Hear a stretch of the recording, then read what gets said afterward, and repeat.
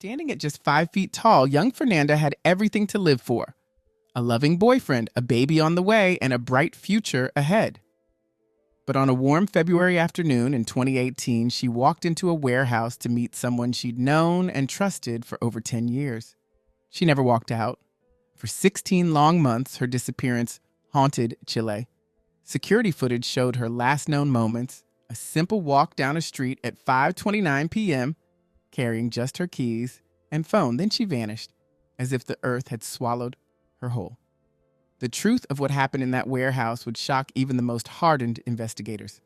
When they finally uncovered her body, buried under concrete and lime, the evidence revealed a story more twisted than anyone could have imagined. What turned a trusted friend into a calculating killer? And why did he send messages to her phone pretending to look for her when he knew exactly where she was?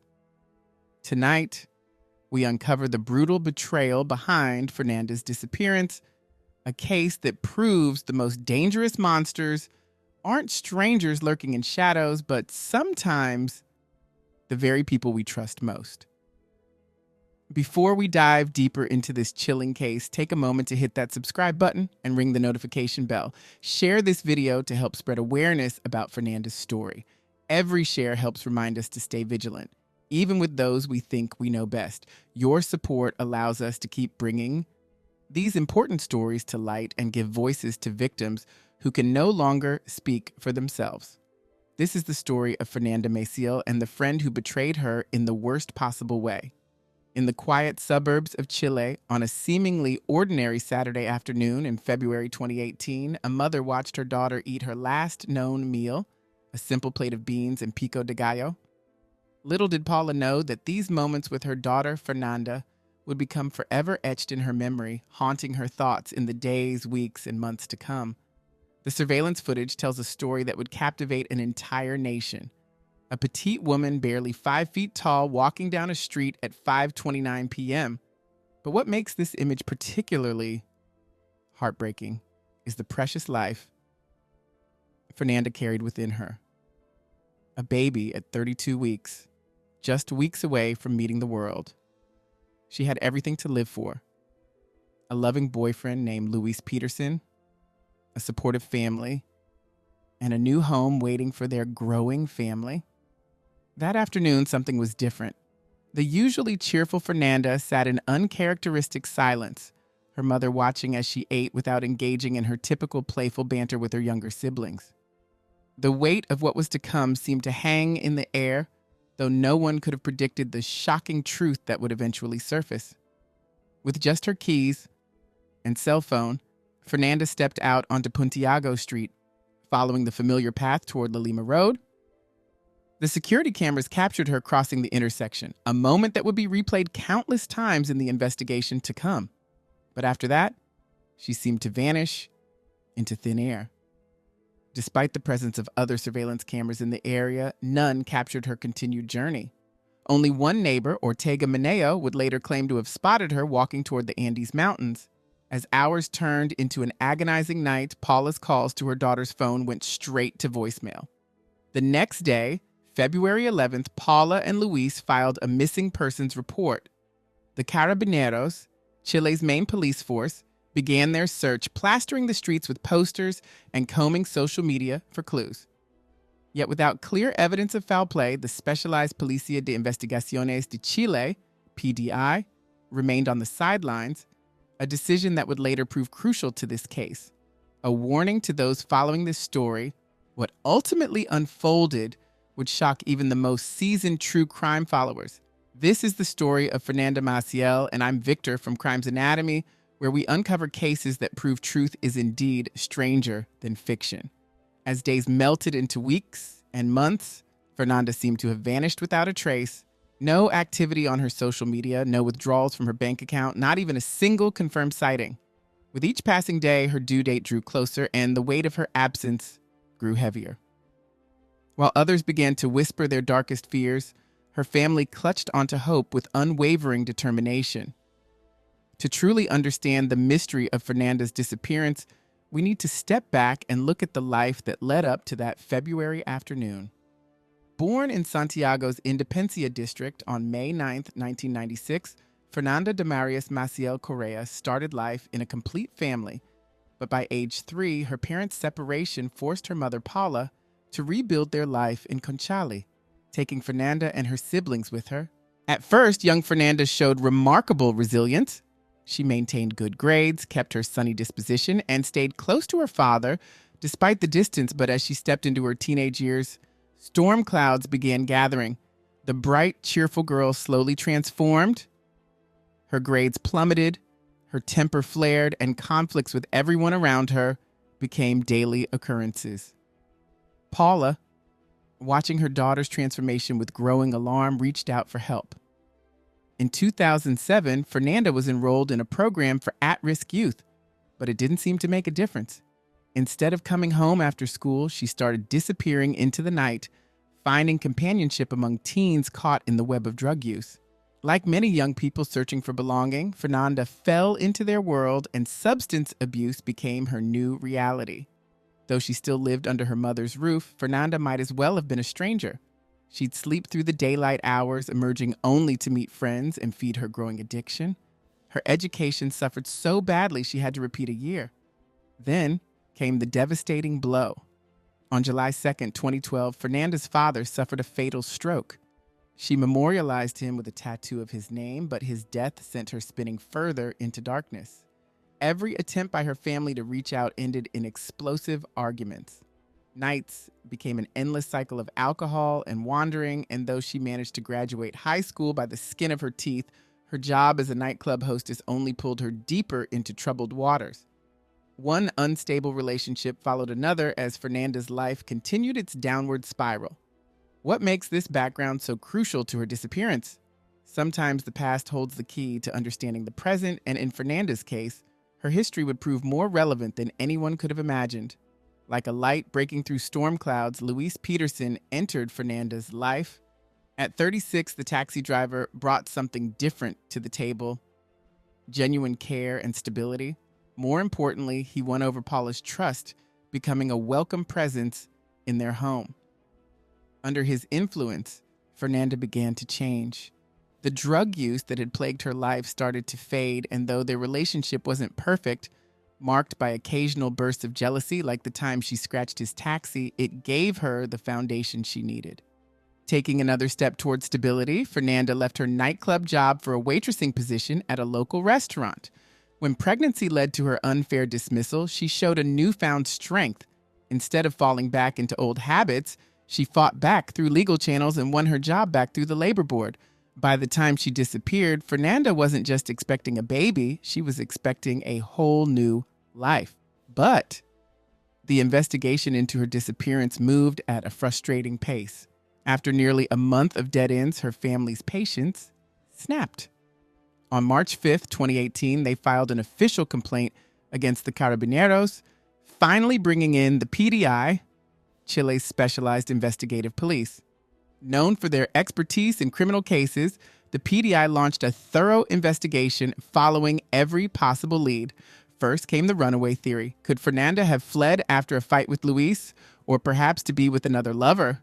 The media latched onto this possibility when a vacationing couple in Argentina's San Carlos de Bariloche claimed to have spotted someone matching Fernanda's description, though apparently altered by cosmetic surgery. Paula, desperate for answers, even traveled to Argentina herself. But she quickly dismissed this theory. After all, why would Fernanda abandon all her belongings and the new home Luis was building for their family? Then emerged a darker possibility: the drug theory. Despite Fernanda's efforts to leave her troubled past behind, new information surfaced about a meeting with Alexander Aryutzin, a known drug dealer, and his partner, Maria Araya. Witnesses reported seeing Fernanda holding a mysterious package just one day before she vanished. Could her past have caught up with her at the very moment she was trying to build a future? This development cast a shadow over her disappearance, raising unsettling questions.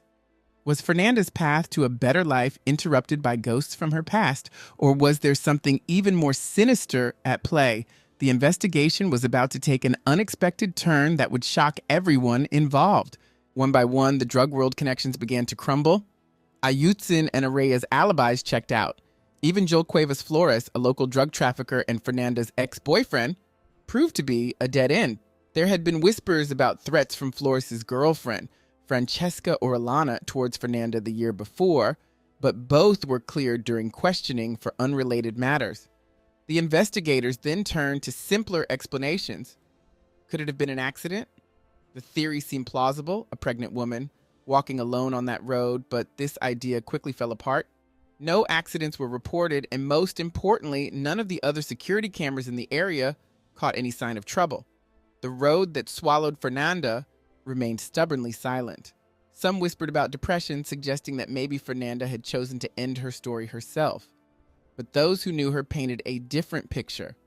A woman excited about her baby's arrival, busy planning a future, finally getting her life in order. The suggestion almost seemed insulting to those closest to her. Kidnapping was another possibility that the investigators had to consider. But kidnappers usually want something: money, revenge, attention. Here there were no ransom demands, no messages, nothing but silence. Even the drug-related killing theory, which seemed plausible given her past connections, led nowhere. No debts, no threats, no bodies. Just more questions. As the investigation deepened, the PDI began looking closer to home. Their attention turned to Luis Peterson, Fernanda's boyfriend and father of her unborn child. On the surface, their relationship appeared stable, but scratching beneath revealed cracks. Friends came forward with stories about Luis's controlling nature and temper, recounting Fernanda's occasional concerns about his behavior. Luis didn't deny their arguments, but firmly rejected any accusations of physical abuse. His alibi seemed solid. Surveillance footage and witnesses placed him far from Fernanda at the time of her disappearance. Despite lingering doubts about the true nature of their relationship, investigators couldn't find anything concrete to link him to her vanishing. Like every other lead before him, Luis Peterson was crossed off the list, but just as one suspect was cleared, another emerged. A taxi driver whose connection to the case would prove to be far more significant than anyone could have imagined. A mysterious taxi driver entered the investigation spotlight. Friends spoke of his unusual interest in Fernanda, offering baby clothes, persistently asking for her number. His version of events painted an innocent picture. She'd willingly shared her contact information after he drove her to the hospital, but Fernanda's recovered text messages told a different story, revealing her discomfort with his pushy behavior. Yet, like others before him, his alibi checked out, and forensic analysis of his taxi revealed nothing suspicious. The investigation then turned to Fernanda's workplace. The restaurant's atmosphere was far from welcoming. Conflicts over tips, arguments about punctuality, and a general atmosphere of tension. One supervisor's cold admission, "None of us really liked her," spoke volumes about the workplace dynamics. But dislike alone doesn't make a killer. And one by one, her co-workers were cleared. Then came Felipe Andres Rojas Lobos, a neighbor, a friend of over 10 years, and the last person Fernanda was supposedly going to meet. The warehouse where he worked became the focal point of interest, especially since the final security footage showed Fernanda walking in that direction at 5:29 p.m. Though no cameras captured her entering the building, Felipe's story seemed simple enough. She never showed up. He even had a WhatsApp message to prove it, sent at 8:05 p.m. "You never came, dude. I waited for you," secretly. But something didn't sit right with the investigators. The pieces that followed painted a disturbing picture. 2 days after Fernanda's disappearance, security cameras caught Felipe carrying a suspicious 25-kilogram bag of cement into the warehouse, a purchase that had nothing to do with his job duties. Then came February 13th, a crucial day that raised even more red flags. Cameras captured Felipe, accompanied by his friend Christian Lobos Trujillo, inspecting security cameras along La Lima Street. They seemed particularly interested in whether these cameras could see the warehouse entrance. Christian would later reveal to police that Felipe had specifically asked about the camera's coverage of the warehouse. The next day, February 14th, Felipe made an unexpected move. He quit his warehouse job. This sudden departure struck investigators as odd, especially since he had previously promised his employers a minimum 1-year commitment. True, the Carabineros had searched the warehouse during their initial investigation, but something about Felipe's behavior suggested they needed to look closer, much closer. The investigation was about to take a dark turn as these seemingly disconnected pieces began forming a sinister puzzle. For 16 long months, the case sat cold. The PDI never fully trusted Felipe's story, but without evidence, they could only watch and wait. Then, in June 2019, everything changed with one woman's testimony, a revelation that would crack the case wide open. We'll call her Nancy. She came forward with a chilling story. Felipe had confessed to her about Fernanda's death. According to Nancy, the truth of that February evening was far darker than anyone imagined. Felipe and Fernanda had met at the warehouse as planned, sharing a joint and talking. But when Felipe brought up his troubles with an ex-girlfriend who was extorting him, the conversation took a fatal turn. According to his confession, Fernanda became confrontational. In a moment of anger, Felipe pushed her. She fell, striking her head on furniture, and began to convulse. Panic set in as he watched her become unresponsive. In his terrified state, he made a decision that would haunt him. He dug a grave in the warehouse backyard and buried her. Initially, when Nancy confronted him about this story, Felipe claimed he made it up due to stress. She believed him at first, but his behavior told a different story. He was always looking over his shoulder, Nancy recalled. He kept begging me not to tell anyone what he told me.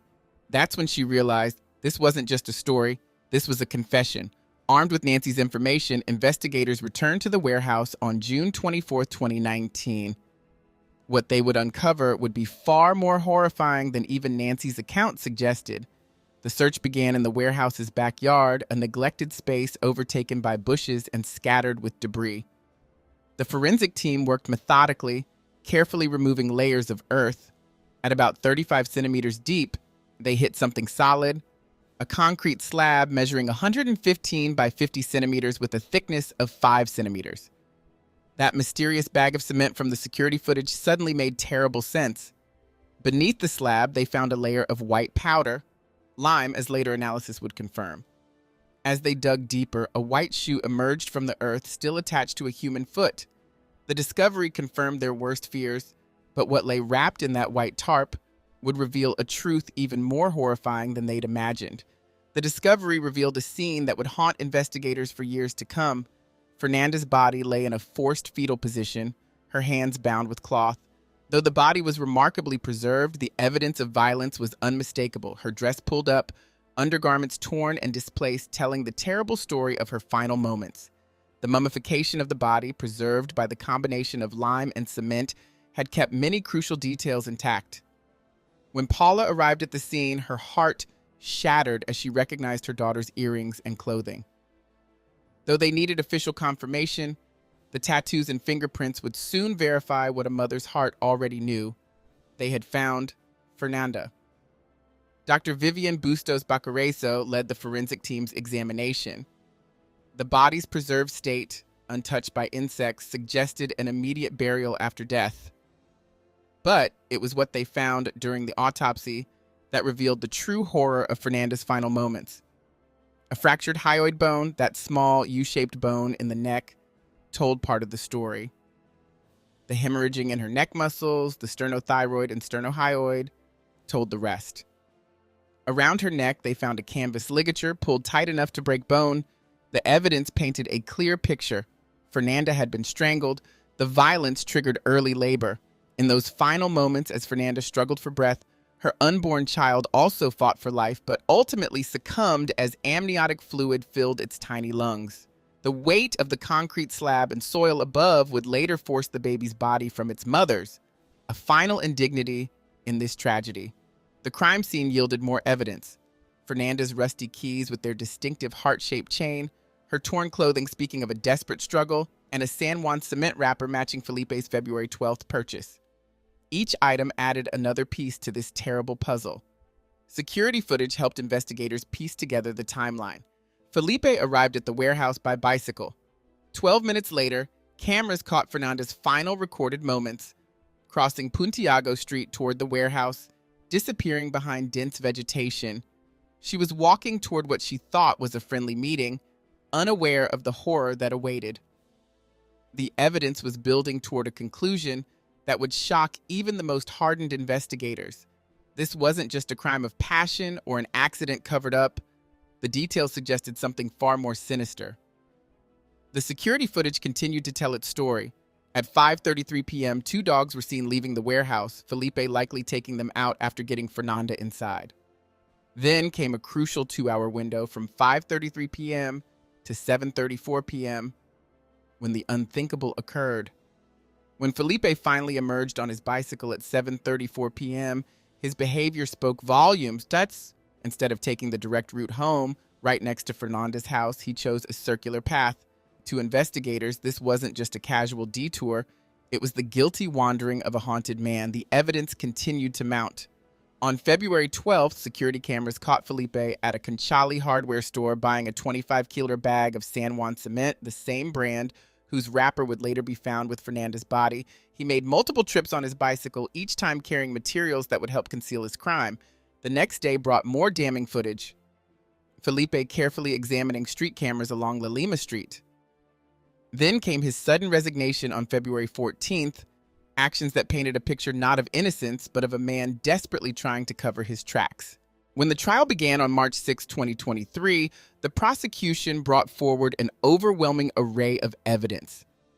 58 witnesses and 41 experts telling pieces of the same terrible story.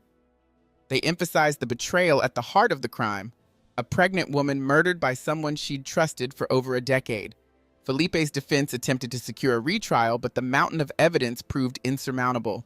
His credibility crumbled further when he waited until December 20th, 2020, a full 34 months after Fernanda's disappearance, to finally provide his version of events. By then, investigators had already uncovered the truth: the location of her body, the cause of death, and critically, Felipe's exclusive access to the warehouse. The warehouse owner, Cesar Gonzalez, and manager Christian Rivera confirmed that Felipe alone had access to the building that day. Both were on vacation, leaving him with the keys to handle odd jobs and care for the dogs. A conversation between Fernanda and her close friend Nicholas proved crucial.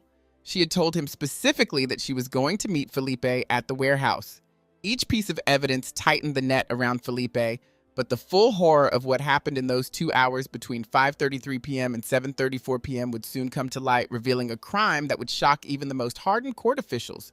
The evidence painted a picture far more sinister than Felipe's story to Nancy. When they found Fernanda's body, the scene told a devastating truth. Her dress pulled up, her underwear torn, revealing clear signs that she had suffered sexual violence before her death. Felipe's web of lies began to unravel. He had messaged Fernanda's mother, claiming he hadn't seen her at the warehouse, knowing full well she lay dead inside. He even continued sending WhatsApp messages to Fernanda's phone, pretending to look for her. He went as far as convincing a coworker to lie about when he returned the warehouse keys. The deception ran deeper. He put on a show of concern about Fernanda's disappearance to friends and family. When questioned about buying lime, he invented a story about his boss requesting it for painting the grotto, a story that proved false. To Nancy, his ex-girlfriend, he first claimed Fernanda's death was an accident from hitting her head. But even this story didn't stay consistent. Audio recordings revealed his attempts to manipulate witnesses, particularly his efforts to convince Nancy to lie about Fernanda's body. His actions on February 12th spoke volumes. While claiming to search for Fernanda, security cameras showed a different truth. He never left to look for her.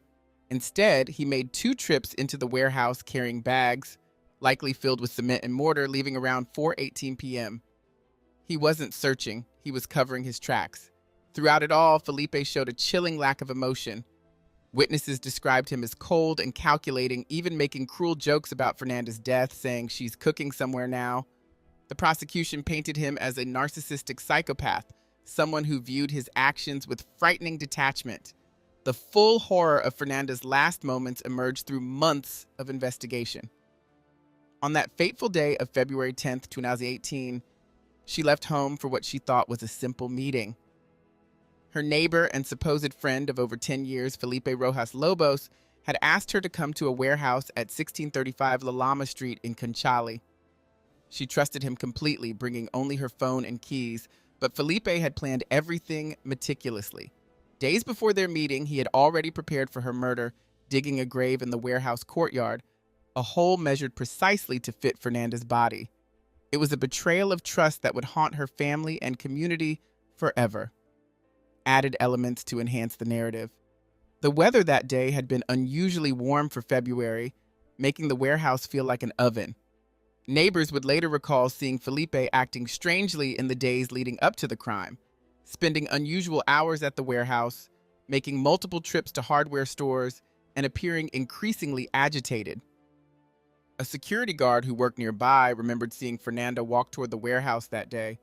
She was smiling, he would later testify, like someone meeting an old friend.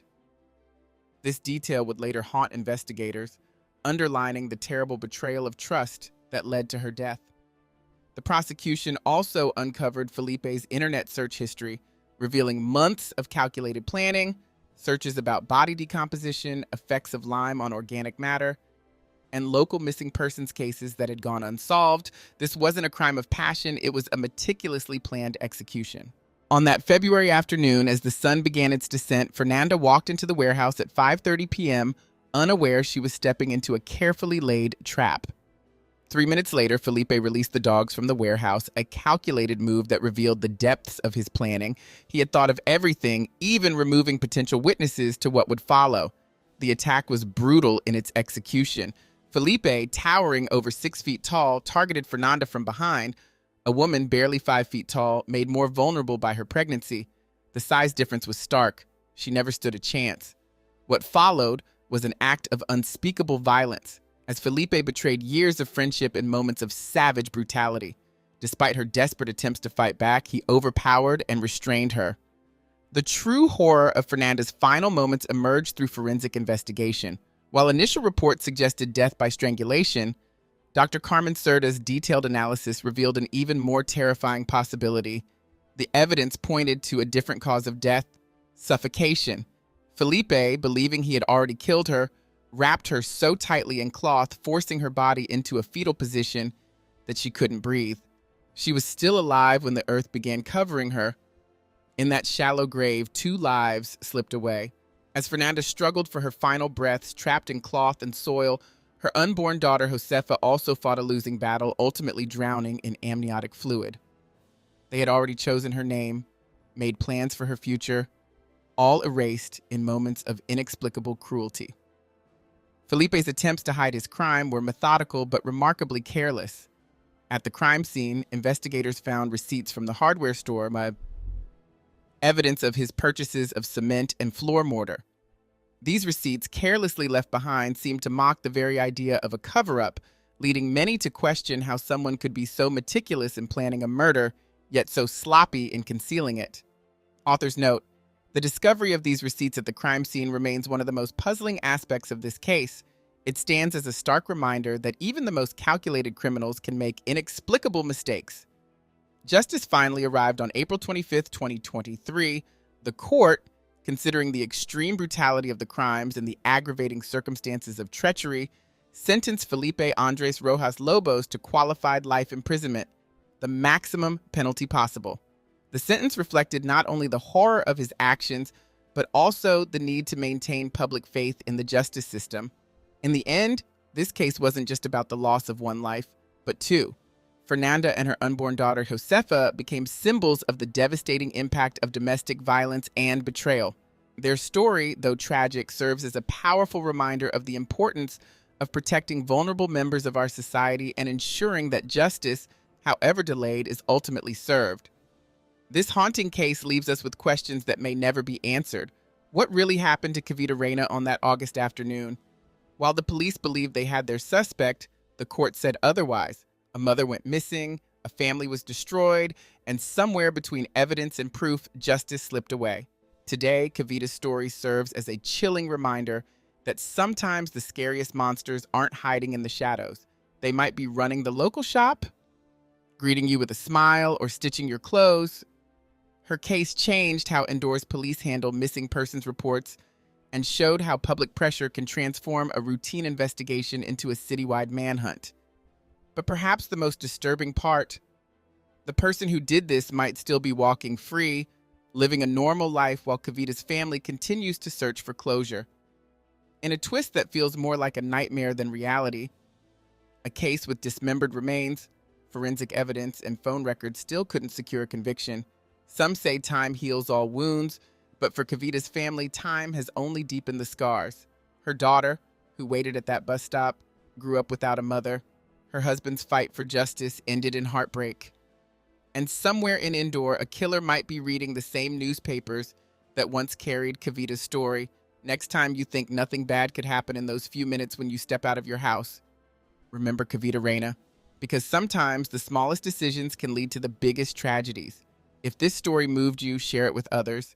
Help us keep Kavita's memory alive, because while the case might be closed in court, the search for truth never ends. See you in our next true crime story, where we'll uncover another mystery that proves truth is indeed stranger and sometimes darker than fiction.